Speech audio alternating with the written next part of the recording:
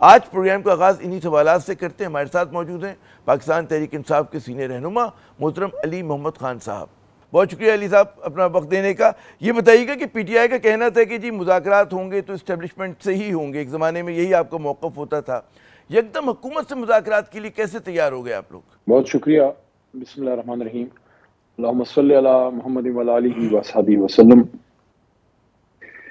Election کے بعد متعدد بار میری عمران خان صاحب سے جیل میں ملاقات ہوئی. میں نے ان کو مذاکرات کے لیے کبھی بھی کلوز ڈور پالیسی کا نہیں پایا. ہاں, انہوں نے کئی دفعہ یہ بات کی کہ اگر بات ہو تو میننگ فل ہونی چاہیے.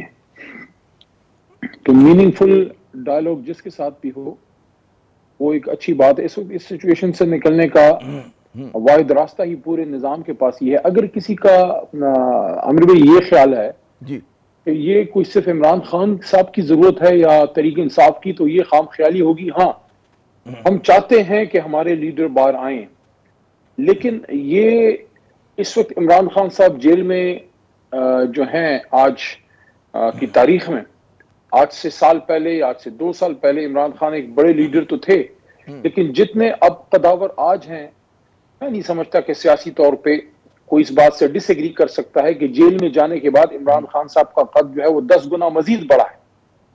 تو اس وقت اس پورے سسٹم کی ضرورت ہے کہ یہاں ڈیموکریٹک جو نارمز ہیں وہ نارملائز ہوں, سسٹم ڈی ایسکیلیٹ ہو.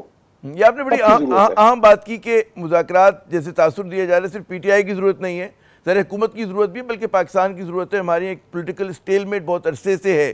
اچھا یہ بتائیے گا کہ مذاکرات کا ایجنڈا کیا ہوگا؟ ایک زمانے میں اب سے کچھ دن پہلے تک آپ لوگ کہہ رہے تھے جی سیاسی قیدیوں کی رہائی ایک اولین ایجنڈا ہوگا, پھر آیا کہ جی سانحہ 26 جو نومبر ہے اس کے اوپر جوڈیشل کمیشن کا قیام ہونا چاہیے, اور ایک چوری شدہ مینڈیٹ کی واپسی بھی. تو کیا ایجنڈا ہوگا, کیا بنیادی مطالبات ہوں گے, کیا ایمبٹ دائرہ کار ہوگا ان مذاکرات کا؟ جی علی صاحب.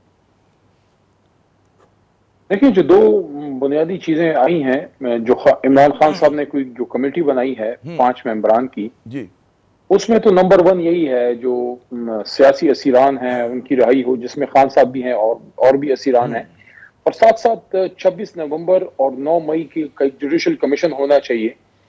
اور میرے خیال میں ایک بنیادی نقطہ اس میں ضرور یہ ہوگا اور لازماً ہے کہ 8 فروری کی الیکشن کا آڈٹ ہو.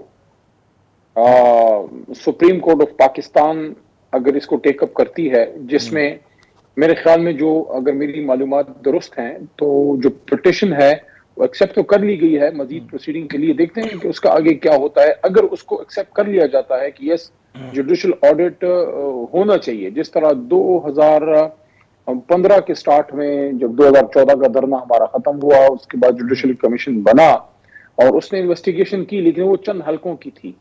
یہ پورے الیکشن کا آڈٹ ہے, لیکن اس میں عامر صاحب فرق یہ ہے کہ وہ اگر آپ کو یاد پڑتا ہو تو وہ اس پورا جو الیکشن تھا اس کے پورے ووٹس کا کاؤنٹ تھا, لیکن یہ جو ہے یہ صرف فارم 47 فارم 45 کی اوتھینٹیکیشن ہے, جو اگر سپریم کورٹ انڈرٹیک کرتی ہے تو یہ کوئی 20-25 دن سے زیادہ کا ایکسرسائز نہیں ہونا چاہیے. یہ بھی میں زیادہ دن بتا رہا ہوں کہ اس میں آپ نے اوریجنل فارم 47 اور فارم 45 کو ٹیلی کرنا ہے.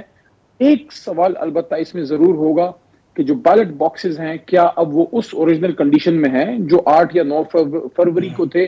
لیکن بہرحال اگر یہ بات آگے چلتی ہے تو پھر اس کی چیزیں سامنے آئیں گی.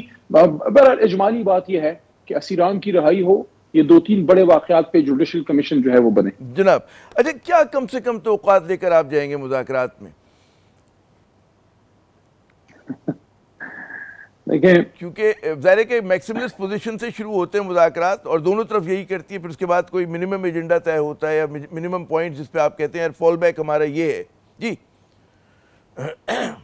دیکھیں, میرے خیال میں پاکستانی سیاستدانوں کو اس کا احساس ہونا چاہیے جو حکومت میں ہیں کہ قوم کا بہت سارا وقت ضائع ہو چکا ہے. اگر مجھے کہنے دیجئے, میں جسارت کر رہا ہوں یہ بات کرنے کی کہ ایک نسل کا وقت, ایک نسل ضائع ہو چکی ہے, ایک جنریشن از لاسٹ اس آپس کی حکومتی لڑائی میں, 2 مکھی 3 مکھی لڑائیوں میں, جس میں اسٹیبلشمنٹ بھی ایک پلیئر ہے, جس میں جوڈیشری کا بھی ایک رول رہا ہے، اور جس میں یوز ہوئی ہے جوڈیشری یا استعمال ہوئی ہے یا اس نے اپنے جو ہے انیشیٹو لیا ہے، آگے بڑھے ہیں، ایڈونچرزم، جوڈیشل ایکٹیویزم آپ اس کو کہہ سکتے ہیں. اور سیاستدان جنہوں نے کبھی بھی یہ سبق نہیں سیکھا، سیاستدان نے آج تک یہ سبق نہیں سیکھا جب سے پاکستان بنا ہے کہ میں اپنی پرفارمنس کی بنیاد پہ میں جا کے آگے حکومت بنانے کی طرف جاؤں، بجائے اس کے کہ اس کا کندھا یا اس کا کندھا میں یوز کروں. تو یہ ان سیاستدانوں کو اب سوچنا چاہیے جو ٹاپ کی لیڈرشپ ہے، یہ سب کے سب اب تقریباً ماشاءاللہ سے 70+ میں ہیں، آگے ان کی جنریشنز آ رہی ہیں. آپ نے تو اپنا وقت ایک طرح سے گزار لیا 1985-88 سے، آپ دیکھ لیجئے 88 سے بالخصوص جب ضیاء صاحب کا ایرا ختم ہوا اور بے نظیر صاحبہ تشریف لائی پاکستان میں، اور میاں صاحب وزیر اعلیٰ پنجاب تھے، اور اس کے بعد سے کہانی آپ کے سامنے ہے. کب تک یہ ہوگا، کب تک یہ میوزیکل چیئر ہوں گے؟ نہیں، درست کہہ رہے ہیں آپ، ایک طویل عرصہ ہے. اچھا، یہ حکومت سے جہاں پہ مذاکرات کے ساتھی میرے پروگرام میں آئے سینئر ساتھی، انہوں نے کہا جی اسٹیبلشمنٹ سے بھی مطلب ہے کہ کہیں نہ کہیں سے ہمارے رابطہ ہے، گفتگو ہو رہی ہے، تو اسٹیبلشمنٹ کے ساتھ ان ٹینڈم مذاکرات ہوں گے. ایک تو یہ بات، اور دوسرا آپ کے خیال میں حکومت کچھ دینے کی پوزیشن میں ہے؟ کیا حکومت جو ہے جو آپ لوگوں کے مطالبات اس میں سے اگر ایک دو بھی مان لیتی ہے، وہ تو خود اپنے مطلب ہے پیروں پہ کلہاڑی مارنے والی بات نہیں ہوگی اس کے لیے؟ جی میں سے آپ سے ایگری کرتا ہوں، بلکہ میں کئی پروگراموں میں یہ بات کر چکا ہوں، بلکہ آج سے کئی مہینے پہلے میں نے یہ تجویز دی تھی کہ ڈوز اینڈ ڈونٹس، یا جو چیزیں اچیویبل ہیں، حکومت کے ہاتھ میں اگر کوئی اختیار ہے تو وہ یہ ضرور ہے کہ وہ غلط کیسز واپس لے سکتے ہیں. پولیٹیکلی موٹیویٹڈ کیسز کو واپس لینا حکومت کے بائیں ہاتھ کا کھیل ہوتا ہے، لیکن یہ ایکسپیکٹ کرنا کہ حکومت جینوئنلی آگے آ کے اس الیکشن کا آڈٹ کرنے دے گی یا خود سے فیصلہ کر لے گی کہ یس ہمارے پاس فارم 47 جینوئن نہیں ہے اور ہمارا مینڈیٹ اصلی نہیں ہے اور ہم گھر جا رہے ہیں، ایسا نہیں ہوگا.